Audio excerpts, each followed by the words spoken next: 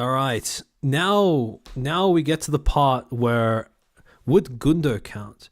I think no, but Gundo is different because she got a graduation. Yuko did not get a graduation. So now we get to the slideshow, the PowerPoint part of the stream. Okay, so this is where I'm going to go through some of the content a bit more. So yeah, this is like, you get to see the visual that is like represented, right? So you have like, obviously you have Jesus in the middle, unrepentant thief on the right, and then repentant thief on the left. And the thing that always stood out to me when people talk about Yugo, especially people who talk about Yugo as if it's like some point that discredits the idea that Niji has this method of terminating its talents, is them saying something along the lines of Yugo went out in good terms with the company, and trying to draw some sort of distinction between Yugo and Zion, which is this statement. Yugo went out in good terms with the company has aged about as beautifully and gracefully as a pageant mum. I mean, let's look at what good terms with the company qualifies as. So, it was referred to as a graduation, but we're not going to call it that. This was Niji's first stealth termination. So, let's go through it line by line. Thank you for your continued support of the Nijisanji, yeah, that's also what I call it, and Nijisanji En. We hereby announce that Nijisanji En's Yugo Asuma has graduated as of December 14th, 2022. Up until today, numerous discussions have been held with Yugo Asuma on what it means to be a liver affiliated with a company. And at this stage, this is already no longer a graduation. The moment they said this, any idea that this could have possibly been construed as a graduation instantly went out the window.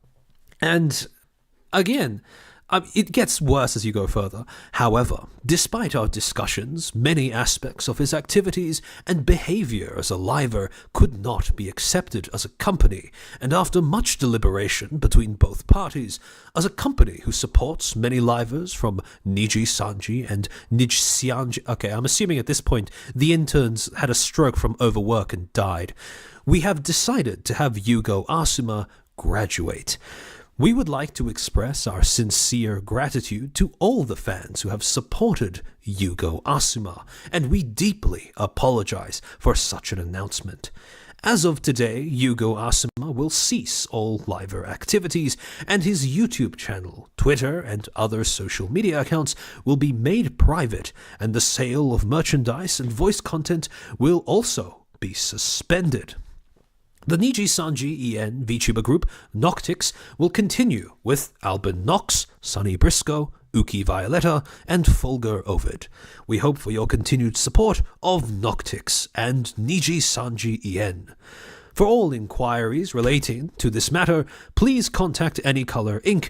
and refrain from contacting our company's livers, including any contact on social media or on stream. Now, a few things here. This was Yugo's last tweet. At this point, having a Niji liver tweet something that sounds like a goodbye before they get suspended or they go, quote, on holiday is a death flag. So what Yugo says is, hello, my lovely you guys. I want to tell you that you are all awesome. Your existence means a lot. I'm sorry that I'm not good enough to satisfy all of you, but your existence means a lot. I love you, and I hope you are sharing love to everyone. Last tweet, by the way. The next we heard of Yugo, December 14th, terminated. Now, for those who aren't familiar with VTubing, you can be let go of a company in two ways: termination, graduation. Graduation, the equivalent of resigning; termination, the equivalent of getting fired. Usually, if someone graduates, they get to do one final victory lap, one more for the road, where they have a stream, they say goodbye to their friends at the company, they say goodbye to their fans, and then they're set off to ride into the sunset. But with a termination, you don't get any of that. And that's what made it really, really clear, just in case the notice itself wasn't enough, that this was a termination. Yugo never got to say goodbye to his fans. This tweet was the last that his fans ever heard of him as Yugo. And this brings me to the next thing. Immediately after he got terminated, the other talents in his gen started releasing statements about it. Now, granted, based on what we've seen today, these statements look very tame by comparison. But it is noting that if we are to trace an origin point for Niji's current termination strategy, 1 point is an anomaly, 2 points is a coincidence. With 3, that's when we have a pattern. And I want to clarify, having the other talents in someone's gen talk about what happened, talk about the terminated person after they are terminated is not unusual. Like, this happened with Hololive when Mel Yozora got terminated, and she had her genmates gather in one stream and talk about it as well. The difference is, and I want to compare this termination and the response around it with the termination of Mel. So, okay, if we look at Mel's termination notice, pretty much it has been confirmed that Yozora Mel has been engaged in acts that violated a contract by leaking information that she acquired from the company to third parties.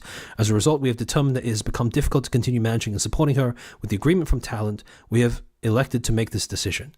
Again, they don't mince words. They say that this is a termination. On top of that, they don't try to say that her behavior is it's fundamentally opposed to working in a corporation. They just say that it violated her contract. And on top of that, they finish it by saying, we are taking this matter very seriously. We intend to make further efforts in instructing our affiliated talents. This is not presented as a termination where the sole blame is on Mel.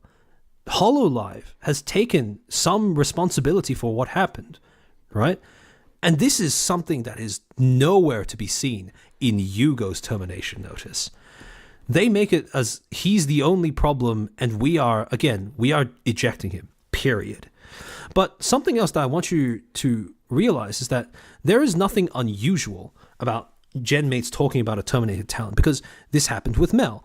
Her genmates got together and they sort of reminisced about what it was like.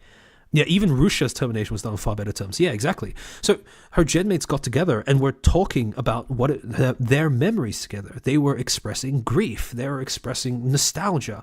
It was a whole bunch of just reliving what it was like to still have her with them. There was nothing malicious in it. And that's a very important distinction that I think Niji kind of dropped after Yugo's termination, because at this stage, this is still very similar to what happened with Mel, right? A talent gets terminated. The termination notices are written differently, but that's a difference in management.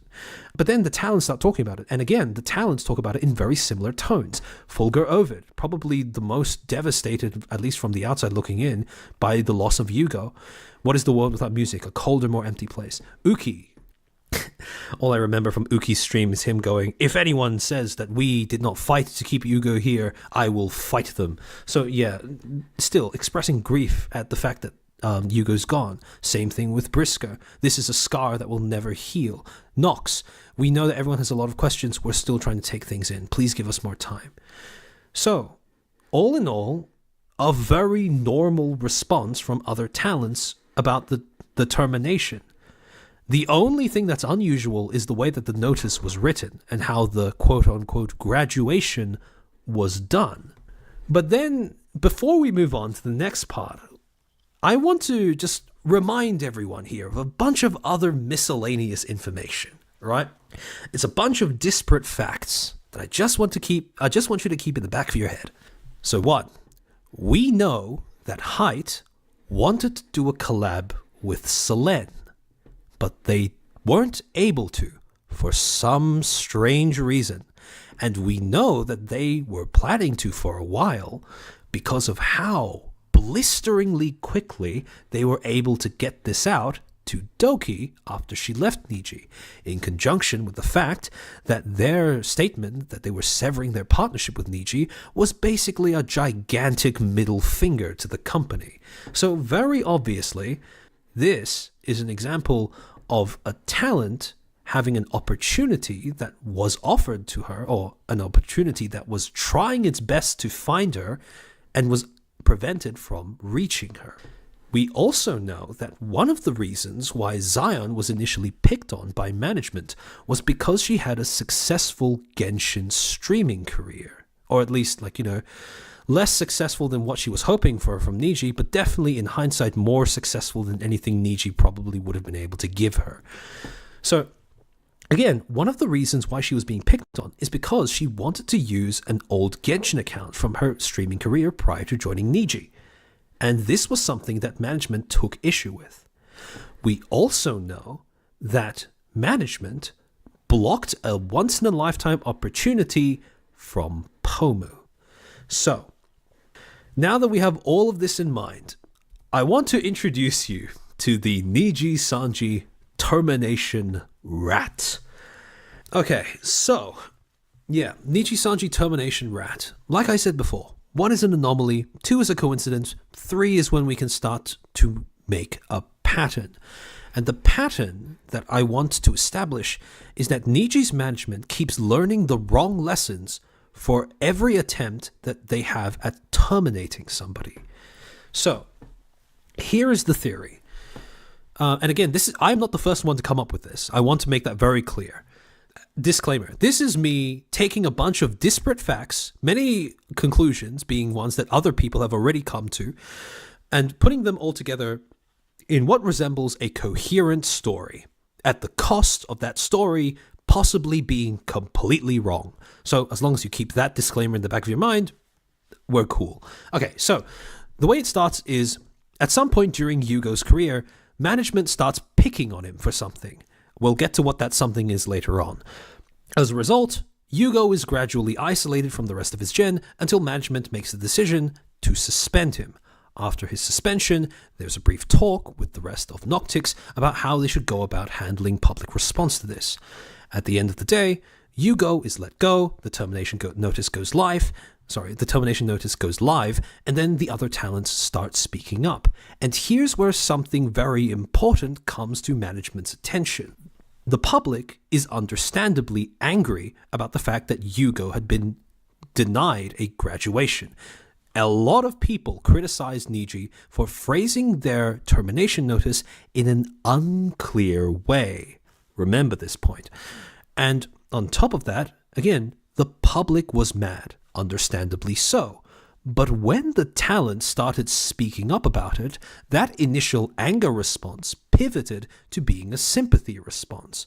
Because, understandably, these talents were going through it as well. Right? The audience wasn't the only one that was suffering. It was also the other talents that were his friends. And at this stage, I'm not going to say anything about whether they were actually his friends or not. I genuinely do believe that at least some of them were really friends with Yugo. So, at this stage, management takes note of the fact that the talent speaking up not only manages to switch the attention of the public, but manages to placate the public. At this stage, so there are 2 things that management has gotten out of this at this stage. 1, their termination notice needs to be clearer. 2, getting the talents to speak up about the termination works wonders in getting the public off of their back, right? Then we get to Zion's termination. At this point, they try to implement this same strategy, except instead of just letting the talents talk naturally and just approving of what they say beforehand to make sure nothing negative is said, this time the talents are actually pointed at her like a missile. So at this point, Niji has decided that it is going to consciously have the other talents talk about Zion and do so in a negative manner, in a way that paints her as a horrible coworker and as a horrible person. On top of that, you'll notice that the termination notice is extraordinarily more specific, if more bloated, because, like I said before, a lot of these reasons are kind of bogus. So, at this point, Niji has their termination strategy down pat. In comes Selen, someone who is, again, overly ambitious, who has the balls to question management. And this time, Nijisanji wastes no time in executing their strategy. They have a termination notice already ready to go, and it's 3 pages, no less. The only spanner in the works is the fact that prior to them releasing this termination, while Selen was still suspended, presumably while they were still trying to pressure her to sign a silencing contract, or a contract saying that she'll shut up about this and not talk about it anymore, Selen's lawyer, because they haven't been getting any response from Niji's management, decides to send her personal account of her grievances with Niji to management. Management sees this account. It mistakes it for a public statement that Selen is going to go public. Sorry, it mistakes it for a public statement that Selen is planning to post on Twitter later, and then they hit the panic button. This notice was already written, but everything else had not been planned yet. So they released the notice, but this time they weren't so lucky. Their victim was ready. Doki, lying in wait, ready, with her lawyer's pre-prepared statement written, goes on Twitter. Within an hour, I think, of them posting the termination notice, she fires back. And what she reveals is so significant that Niji has absolutely zero hope of ever possibly disputing that, with the same sort of attempts at faking being the victim that they used with Zion or Yugo. Because let's not forget that people almost completely forgot about Yugo, and people almost completely wrote off Zion.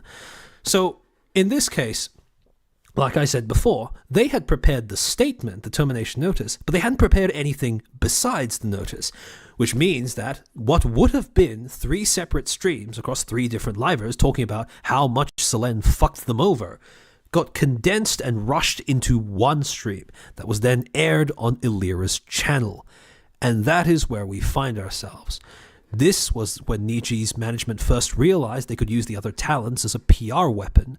This was when they tried it for the first time, and this was when they tried and failed. But that leaves one more question still. Why are these livers getting picked on in particular? And this is the next part of my theory, which is that, well, not my theory, the theories that have been going on that I'm trying to string together into one master rat, which is, well, I mean, it's nothing new, really, if you've been paying attention to the situation.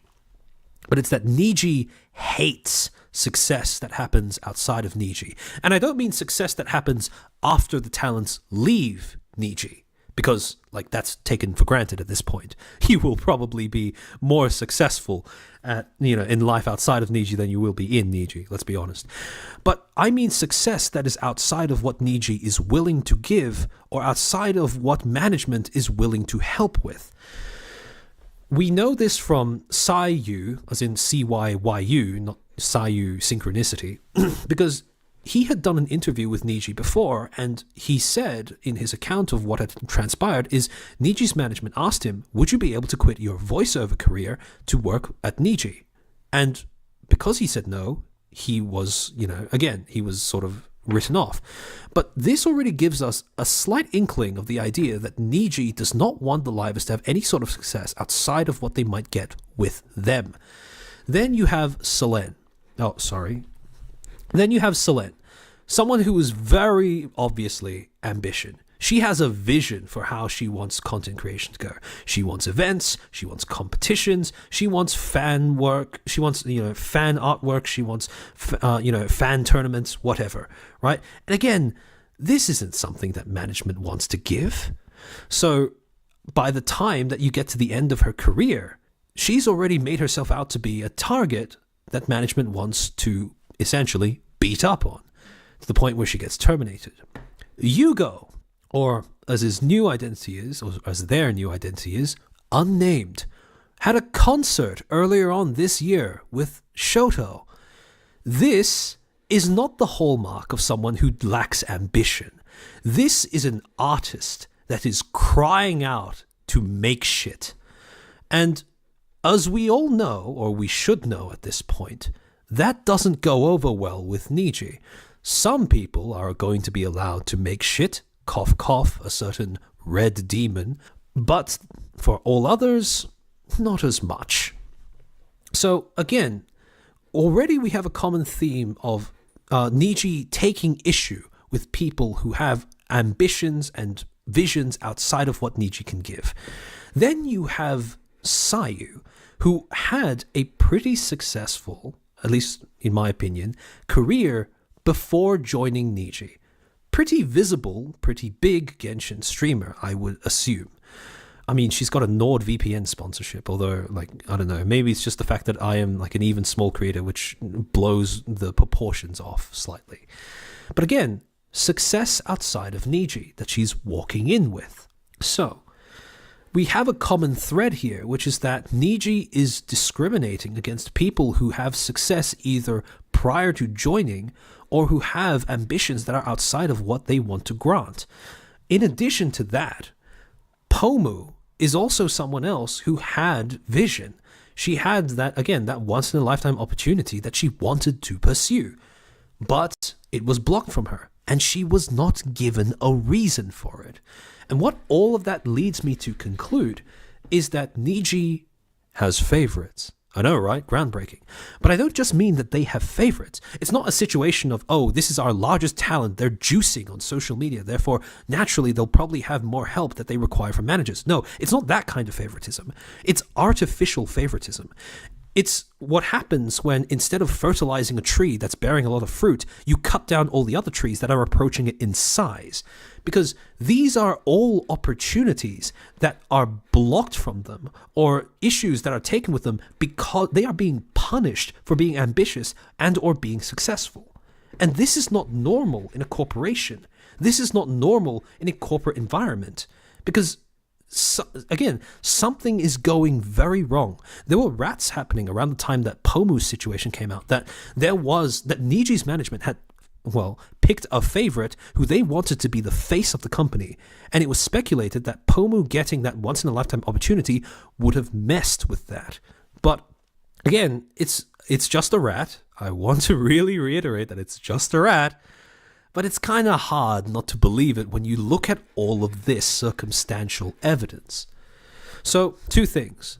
That's how they got their termination strategy. This is why they're implementing that termination strategy. In Niji, your head is cut down if it peaks too high above the others.